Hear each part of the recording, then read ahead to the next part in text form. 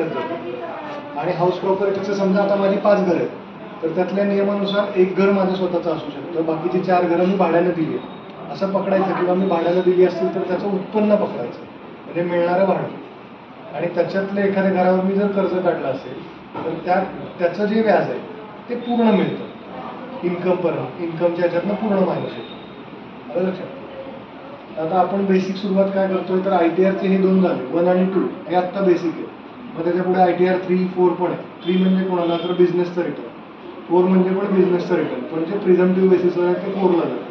मग ITR 5 म्हणजे partnership firm, ITR 6 म्हणजे कंपनी, आणि ITR 7 म्हणजे ट्रस्ट किंवा बॉडी ऑफ इंडिव्हिज्युअल्स, BOI, किंवा नॉन चॅरिटेबल ज्या ॲक्टिव्हिटीज असतात त्या सगळ्या BOI आणि ITR 7ला जातात.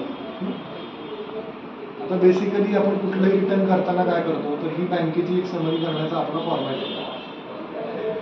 हा एक फॉर्मॅट आपण तयार केला आहे. या फॉर्मॅटमध्ये तुम्ही त्याची समरी तयार करणं अपेक्षित आहे. म्हणजे कसं, बँकेचं नाव काय, कुठलीही बँक असो तिथं तुम्ही टाईप करू शकता.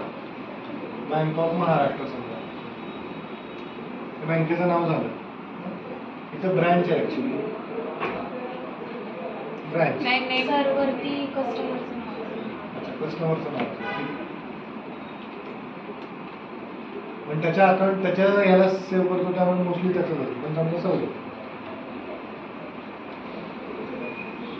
Financial year. आता आपण समरी कशाची करतोय, आता आपण जे करणार ते 2021-22 ची करणार, 2021-2022 म्हणजे पिरियड कुठला आला. सगळ्यात पहिली मुलं चूक काय करतात, तर ही चूक करतात, कधीपासून अकाउंट सुरू झालं पाहिजे. 1 एप्रिल ते 31 मार्च 22. आपल्याला समरी एवढ्याचीच करायची असते. फायनान्शियल इयरची समरी करायची म्हणजे 1/4/21 ते 31/3/22, 21-22 ची करायची असेल. 22-23 ची करायची असेल तर काय होणार, 1/4/22 ते 31-3/23. एप्रिलला वर्ष सुरू होतं, मार्चला क्लोज होतं, तर 1 एप्रिलपासून वर्ष सुरू झालं तर 1 एप्रिलपासून समरी करायची 31-3/22 पर्यंत. आता यावर्षी आपण जी करणार ती ही करणार. आता अकाउंट नंबर काय, XYZ जे काय असेल, 0 1 2 3 4 5 6 7 8 9 जे काय त्याचा अकाउंट नंबर असेल ते. अकाउंट टाईप आता इथे बरेच असू शकतात आपले, सेव्हिंग असतं, करंट असतं, OD असतं, कुठलंही अकाउंट असू शकतं, CC असतं, लोन सुद्धा असतं. लोन अकाउंटची पण आपण समरी करतो, लोन असतं.